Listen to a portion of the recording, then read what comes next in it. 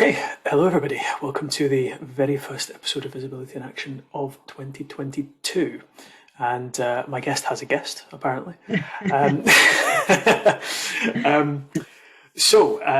first episode of the year. It's a little while since I've done one of these, so feeling a little bit rusty. But today I'm joined by Preston Taylor, who, let me get your job title right, is Head of Supplier Content Programmes. At RS Components, who are a branch of Electro Components, big kind of electronic component distributor that you may be familiar with. As usual, cheesy intro time. So why don't you tell us a little bit about yourself, Preston, as your dog runs away? I know, I've got a very busy house, 2 children off school and my partner working from home. I'm Preston Taylor. I am, not that I like saying it, and hopefully I don't look it, I'm 41 years old. I am a out and proud trans man. I have been co-chairing our Spectrum employee resource group within Electro Components for about 3 years now. Just very, very passionate about my sort of own story and how I can help others and support others. And then, as you mentioned, in my day job, I'm a head of some Supplier Content Programmes, which is kind of a new concept within the business. We've just gone from strength to strength, really. So keep me very busy. Yeah, I think we all are at the moment. We've got a lot to talk about, and I've got a few things in front of me here that I kind of want us to hopefully focus on, but there will be tangents, as there always is. But a couple of things I think really would be great to focus on is, firstly, starting the ERG. How did that happen? How much support have you had internally? It'd be great to get into that, because I think it's something a lot of businesses who want to improve their kind of D&I structures and programs and processes want to do, but don't really know where to begin. And of course, your experiences as a trans man. I've spoken to a number of people in making this podcast over the last year, and it's a kind of perspective we've not heard from. And I think there's a lot of quote unquote debate, let's say, particularly in the press at the moment, about what people want to phrase as trans issues, which is it's a misnomer as far as I'm concerned. And there's a lot. It could be quite a difficult topic to discuss, just based on the kind of the dogma that seems to be out there right now. So we'll get into that as much as we possibly can in 30 minutes, because it's a big thing. It's a big topic.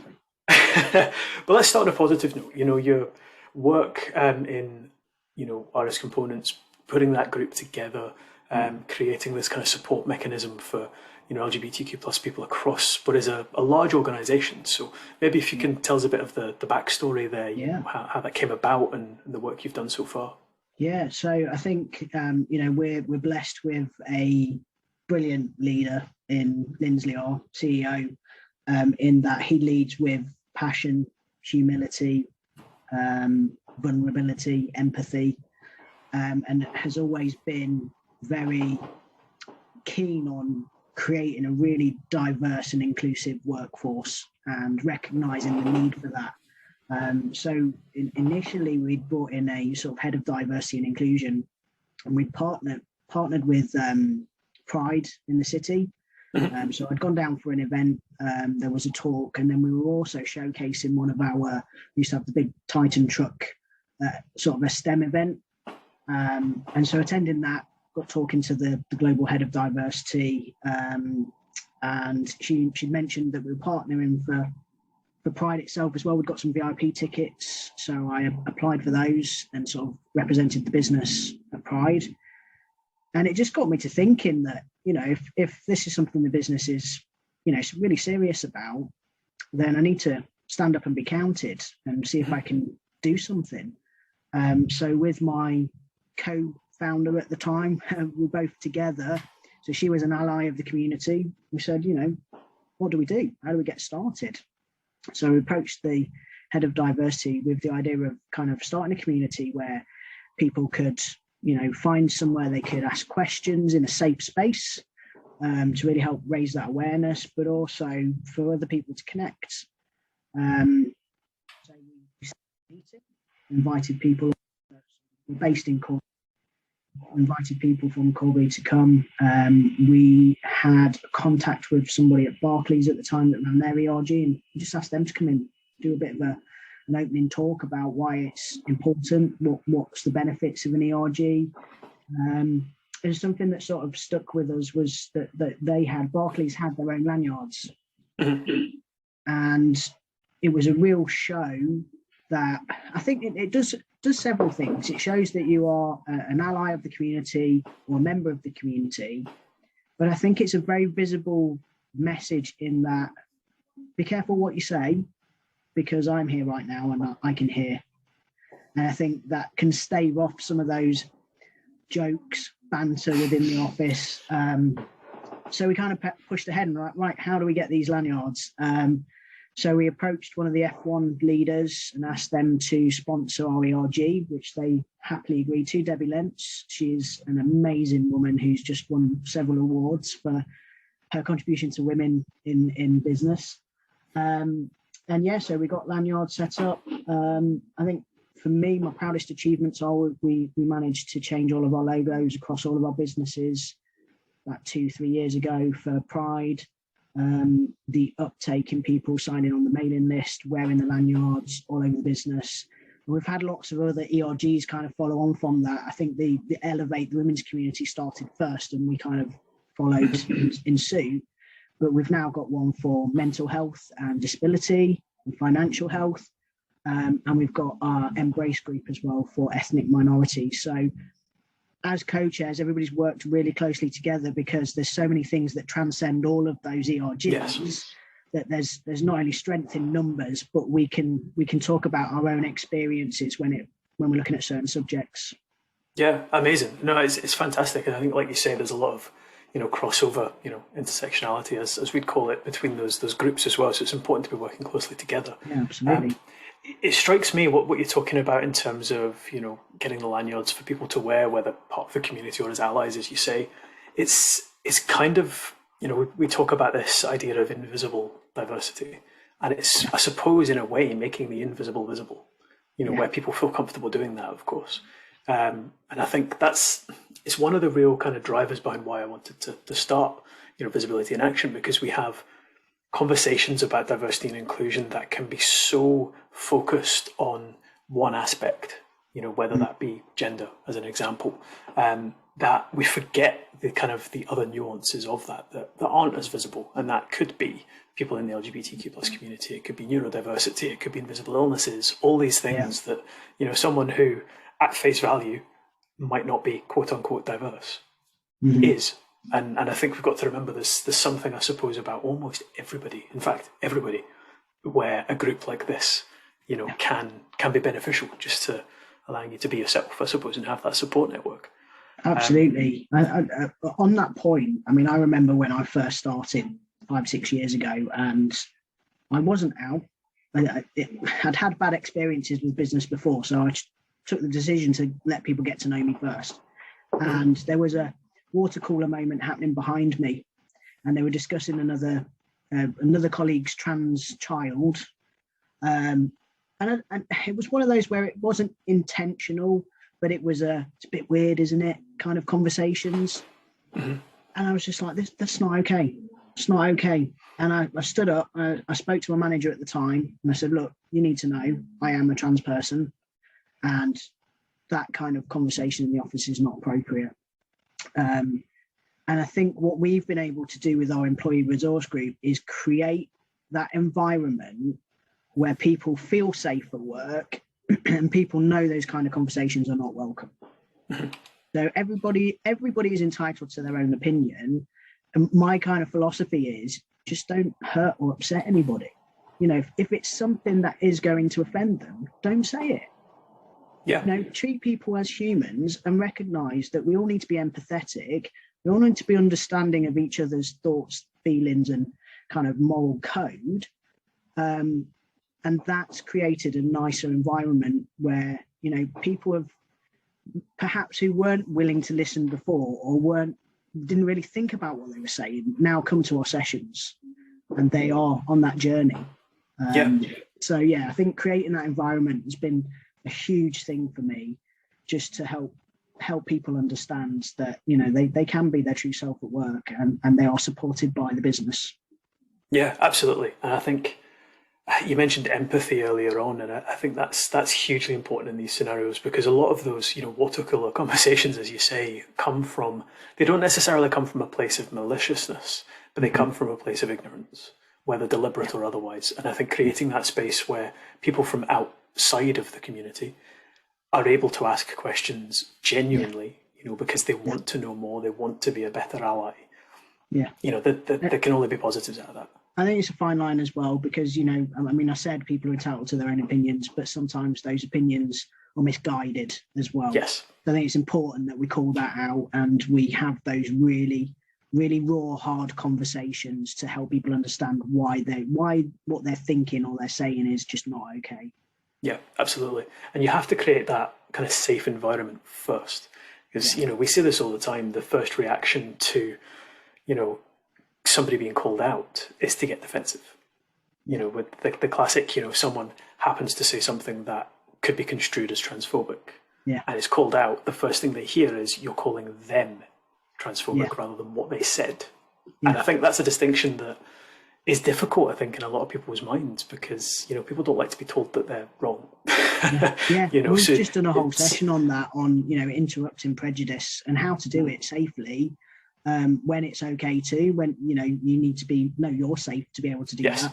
But what kind of things you can do, and it's great. It's built a really good environment. I mean, with my own peers, there was a conversation not so long back about how the majority of our leadership team were male, and I was like, hang about, wait 1 minute. This is where my invisible diversity is kicking in. I'd like to be recognised for the fact that I am a trans person in a leadership role. That is a minority, sadly, but I want recognition for that. So we do have a slightly diverse leadership team because I want to stand up and be counted. And because we've created that environment, they were like, yeah, you're right. I'm sorry, I hadn't even thought about that. And he was like, on one side, that's great because I see you as the man you are. But on the other side, I should have been a little bit more thoughtful in that, you deserve recognition for where you are today. So yeah, absolutely. And I suppose that leads us on to a really interesting conversation we had when we first spoke, Preston, which was about the kind of experiences you've had through your professional life, both before you were out and since then, and I suppose the difference in treatment that you've had between what we might phrase as presenting as female, whilst actually now being just seen as a part of an all-male leadership team, which, like you say, is this weird irony, because it's great to be recognised, as what you are, but at the same time, there's like you say, some hidden diversity there. So it's a huge topic, and I'm sure you've maybe not got 20 minutes to tell us your entire life story, but how's that affected your career over the years? I could say so much on that. That is a conversation, a topic I could go on about for a long time, because there's so many factors to it. So me personally, I think it's really important to understand that I do have privilege now, and being aware of that and using it for the greater good. So having those kinds of conversations we talked about, but you do get treated differently.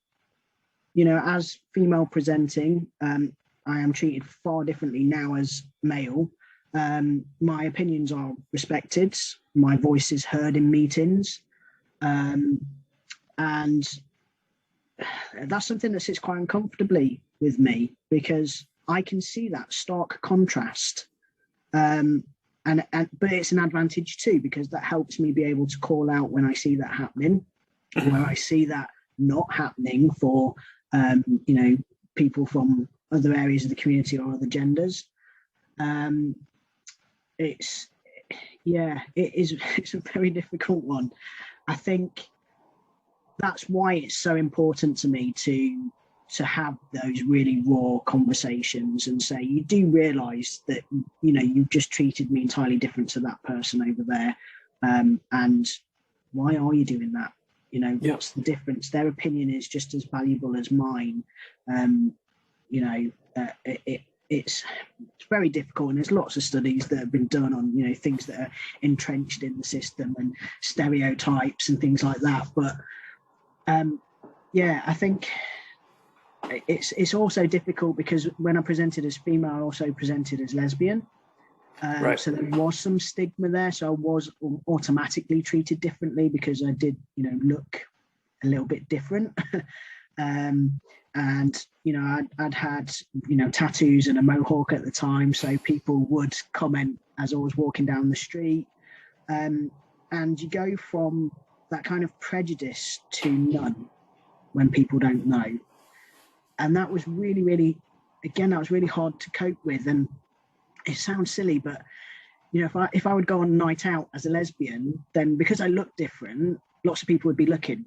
But then I suddenly became a middle-aged, bald, bearded man and just fitted into the crowd and nobody really looked anymore. But I think, like I said before, that's been really important for me to reflect on those experiences and want to do better to help others in other communities and just call out when I see mistreatment or discrimination. It is very, very difficult to get your head round, really, if I think long and hard enough about it.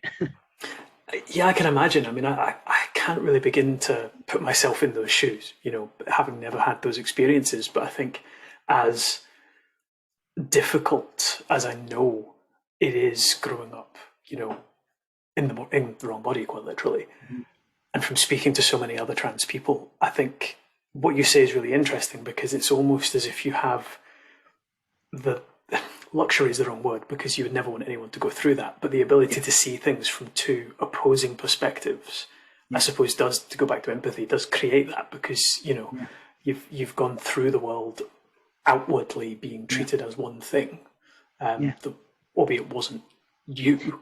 That's the way the world treated you. That's the other thing. When I started my transition early on, I didn't look like this. So again, there are other people at different stages in their transition as well. And I know how that feels. I know how hard that was when, I was being misgendered or, people were saying things about who I was. So yeah, it makes me really want to help people do better. Yeah, which is hugely commendable. Do you see differences now in the way people treat you before they know and after they know?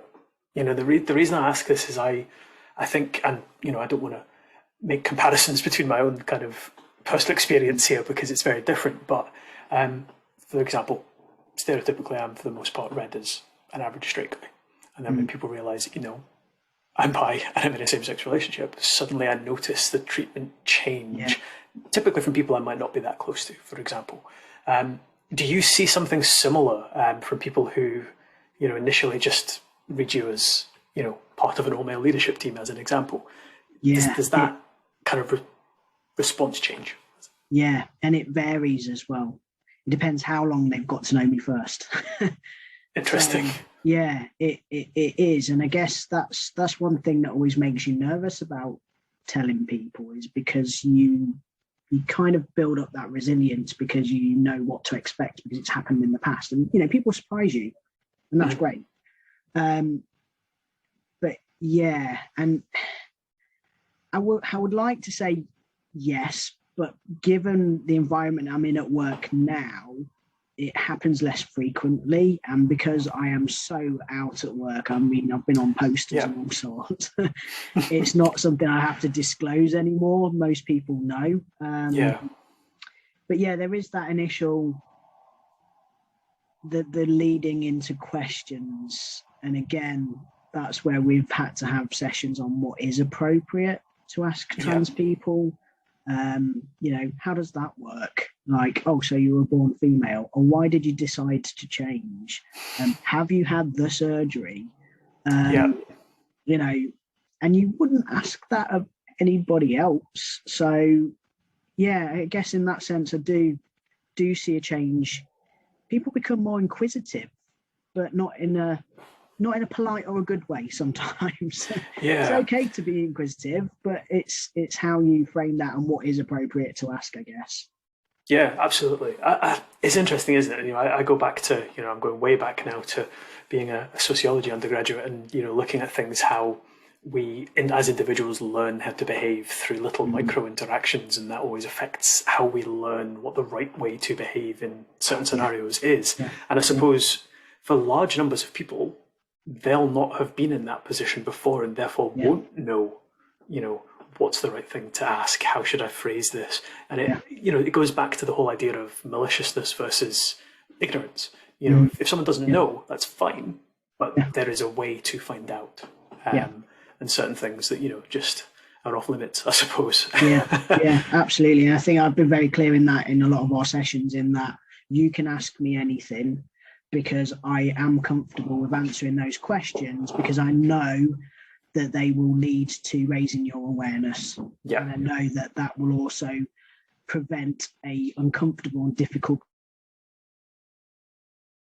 conversation with another trans person. Yeah, absolutely.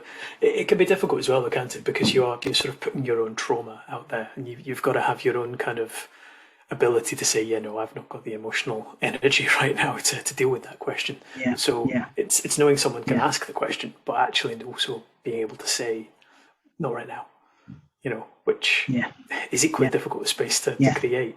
I mean, brings us on to another subject. First things we say. Sorry. So you say one of the first things to say, working so closely with our mental health first aiders and our LifeWorks ERG, you always have to put yourself first. So if you're not in that space and you are, struggling, then look after your own mental health and well-being first. That has to be a priority. Absolutely, 100%. So there is a heavier topic then to move on to, and I say heavier, but it shouldn't be, because it's actually related to everything we've been talking about, and that, again, getting into what could be a trauma racing conversation.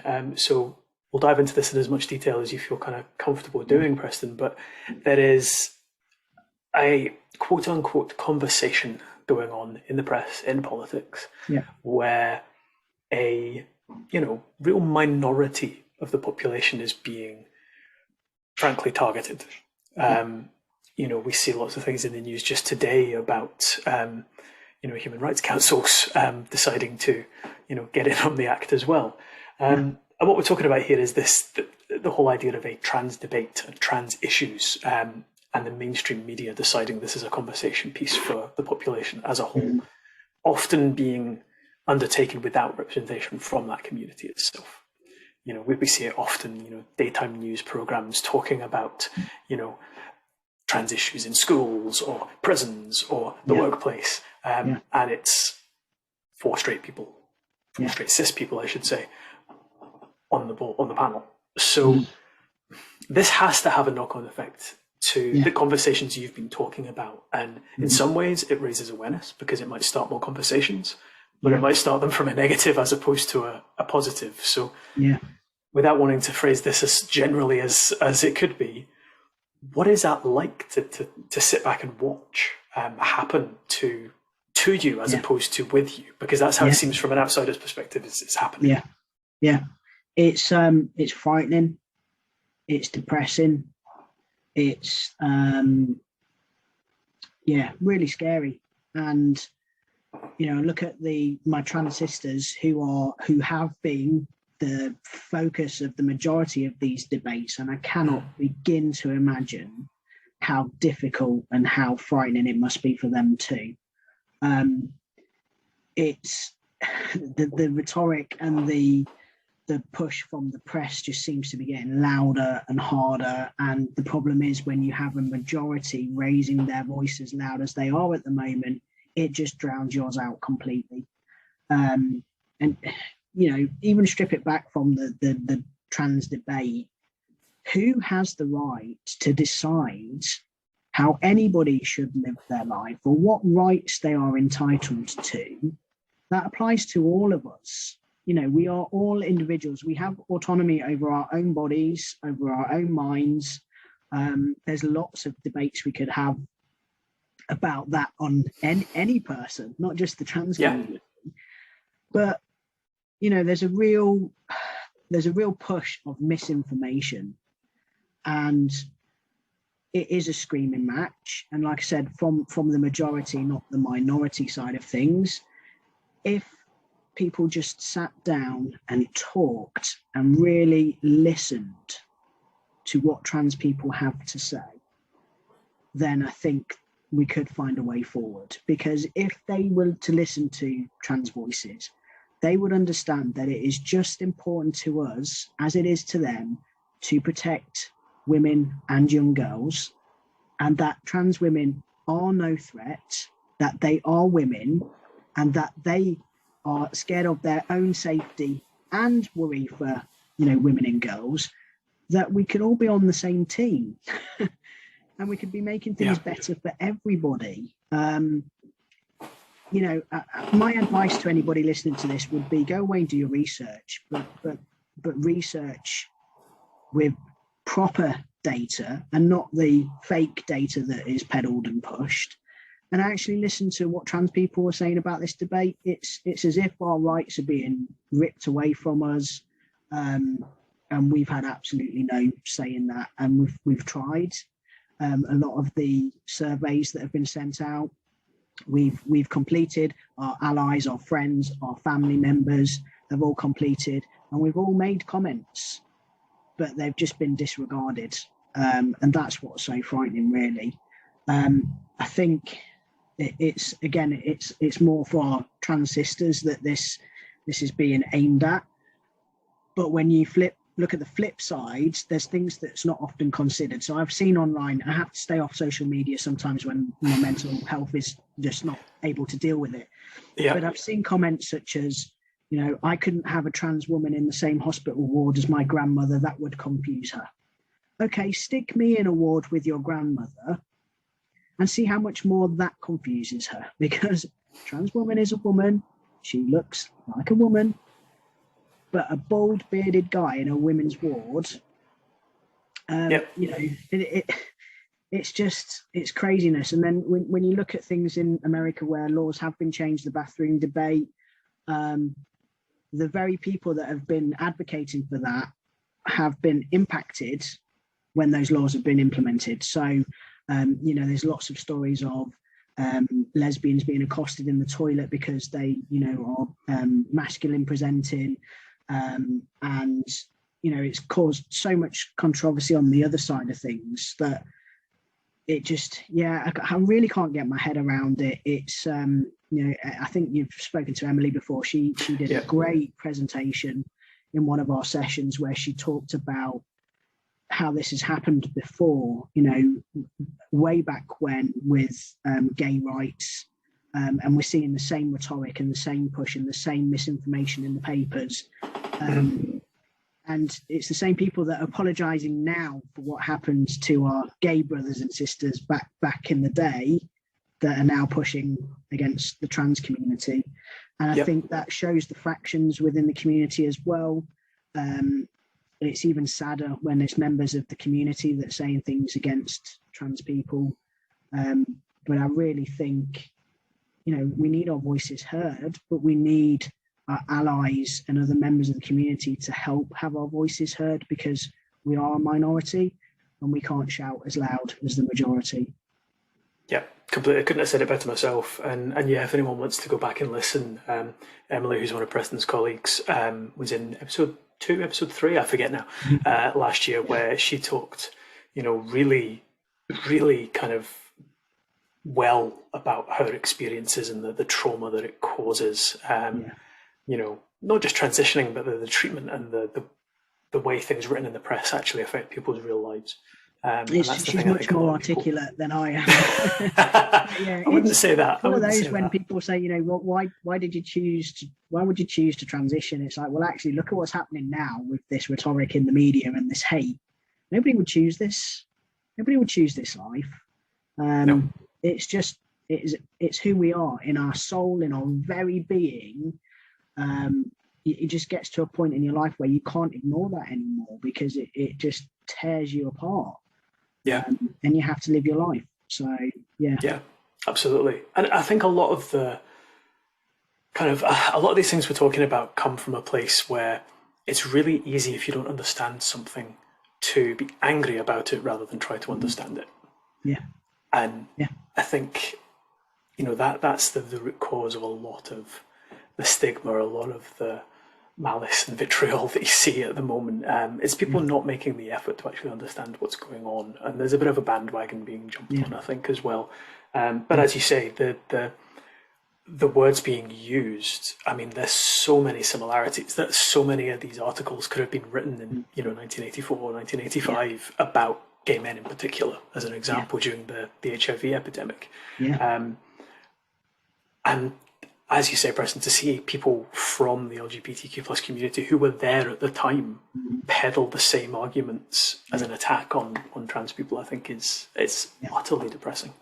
But there's a lot of people out there doing good things. There is, doing a lot of absolutely. good work. I mean, I saw yesterday. There's lots of charities and communities that have now kind of disconnected from the health commissions and said that they're not going to stand for that, and they don't agree with their thoughts and feelings on it, which is really good because they're all standing up. I think we need a lot more people to do that, and businesses in particular as well, to stand up and say, this is how we feel about it, and we'll support our trans siblings, children, family members.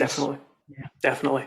And I think the other thing to remember here is it is a loud minority that's started this attack, because that's what it is. Polling does show the vast majority of the public are supportive of trans rights. It's just the conversation is being skewed in the wrong direction in many ways. Let's end on something a bit more constructive.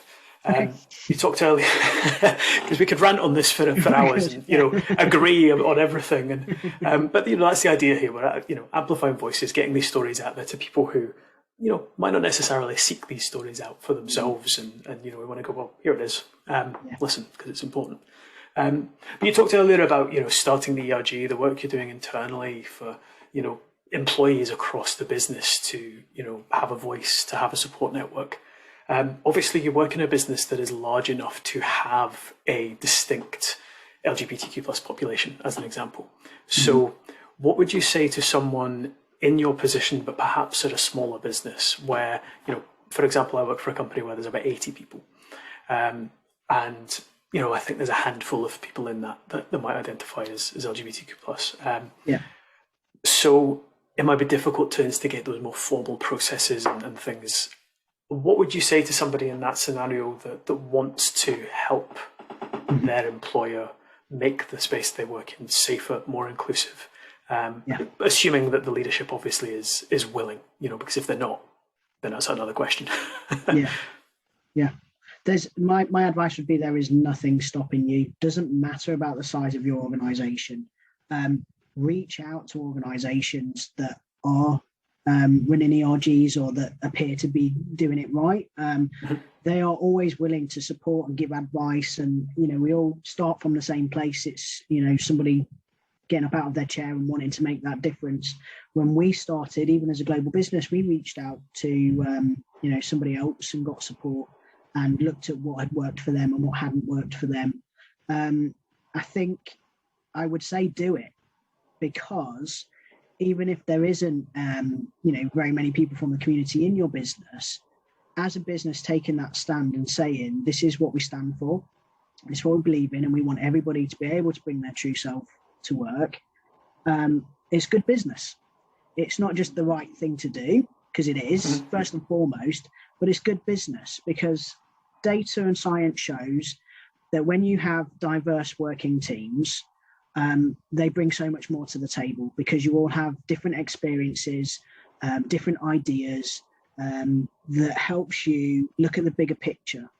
And somebody could bring something to the table that you'd never considered before, and that does make really good business. And if you're internally doing that, what else that can do is provide opportunities for other people to join your business, because I guarantee you most people within the community today that are looking for a new role will scope out that business and will look at their beliefs and their belief system and what they have internally. And so that's why we've partnered with lots of people that are kind of recruitment agencies for the community, because we have created that safe environment. And so we know somebody from the community looking for a role looks at RS components and goes, yeah, they've got diversity inclusion strategy, they've got several ERGs set up.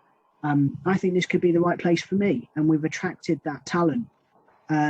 So yeah, I would say absolutely do it. And there's lots of advice and research that you can find from other businesses already doing it that will help you achieve your goals. Yeah, absolutely agree. And actually, a previous episode with Evan, where we talked about vetting prospective employers for exactly those reasons. It's important to look for not just the job that's right for you, but the safe space, the inclusive space, a place you're going to be able to, be yourself. And, working for a recruitment company, as I do, I think it's also important to do things like that to raise awareness and expectations from the hiring teams that we work with, to make sure that if they tell us they want a diverse shortlist, that isn't just going to mean there's 3 men and 2 women on it. There's more to it than that. Across the whole, anything that we could talk about as being, a diverse population. Listen, Preston, it's been amazing to talk to you. We could go on forever because these subjects are really, really fascinating and really, really important. But thank you for your time. If anyone has any other questions, they know where to reach me. Obviously, I'm obsessed with LinkedIn, so they can't probably get away from my face there. But where's the best place for people to reach you if they want to? Yeah, contact me on LinkedIn as well. I'm on there quite a bit myself. Don't always post, but I am watching and I am available for any questions anybody might have. Brilliant. I think particularly if anyone is listening thinking, okay, I need to do something at my company to instigate some of these processes, then I'm sure you'd be more than happy to give some advice. Yeah, absolutely. Fantastic. Well, thank you again for your time. Thank you.